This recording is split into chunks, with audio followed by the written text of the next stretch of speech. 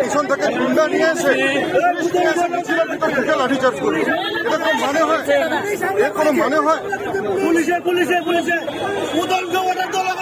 এর কোনো মানে হয় নাকি?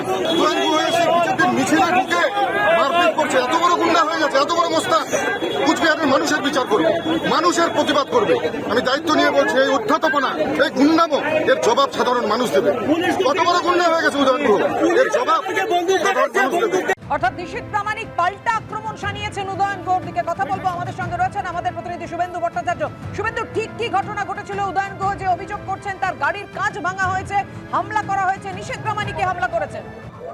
একদমই উদয়ন গুহর যেটা অভিযোগ, তিনি আজকে বিশেষ কাজে কোচবিহার জেলা পার্টি অফিসে তিনি আসছিলেন, সেখানে একটি বৈঠক ছিল এবং যখন তিনি দিনহাটা থেকে কোচবিহারের কাছাকাছি ঘুঘুমারিতে এসে পৌঁছেছেন, সেই সময় কিন্তু তার গাড়িতে হামলা চালানো হয় এবং সেই ঘুঘুমারিতে কিন্তু বিজেপির একটি মিছিল ছিল, যেখানে নিশীথ প্রামাণিক উপস্থিত ছিল এবং নিশীথ প্রামাণিকের নির্দেশেই তার গাড়ির ওপর হামলা চালানো হয় এবং তার যে অ্যাটেন্ডেন্ট তিনি কিন্তু আহত হয়েছেন, তার চিকিৎসা চলছে এবং তার গাড়ির কাজ আমরা দেখতে পাচ্ছি ইতিমধ্যেই তার গাড়ির কাজ কিন্তু ভেঙেছে এবং কর্মীরা এই ঘটনার পরেই কিন্তু দেখতে পাচ্ছি সেই ছবি পুলিশের সাথে রীতিমতো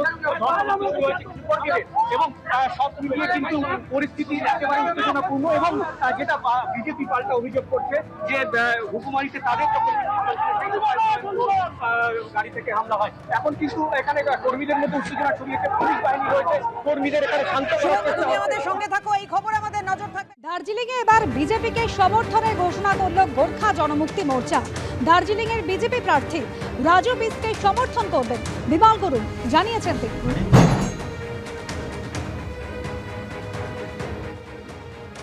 हम लोग भारतीय जनता पार्टी को सपोर्ट करेंगे और राजू बिष्ट कैंडिडेट उसको सपोर्ट करेंगे।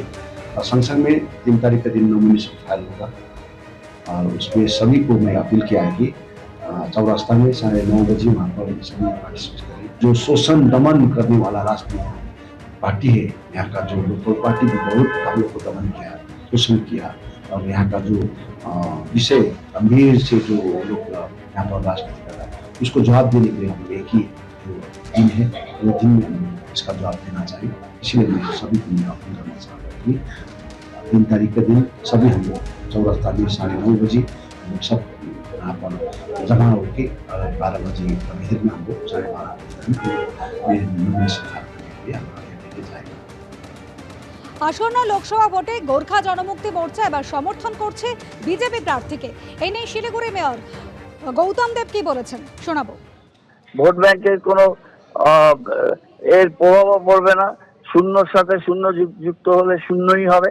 বিমল গুরুং সকালে এক কথা বলেন, বিকালে এক কথা বলেন। রাজু বিস দিল্লিতে গিয়ে রোশনগিরির সাথে কথা বলে বিজেপির ওদের টপবাজদের সাথে একটা কোনো বোঝাপড়া করেছে এবং কি বোঝাপড়া করেছে সেটা সবাই জানে। 2 দিন আগেই তিনি অন্য কথা বলেছিলেন, বিজেপিকে নানান রকম গালমন্দ করেছিলেন। সুতরাং এই সমস্ত মানুষ এরা ব্যাংকরাপ্টি হয়ে গেছে, যে রাজনীতিগতভাবে দেউলিয়া হয়ে গেছে, এদের কথার কোনো মানুষ ওয়েটেজও দেয় না। পাহাড়ের মানুষ এদের চেনে, বিমল গুরুংয়ের মতো নেতৃত্বকে চেনে, যাদের কথার কোনো দাম নেই, যারা সকালবেলা এক কথা বলে বিকেলবেলা আরেকটা কাজ করে।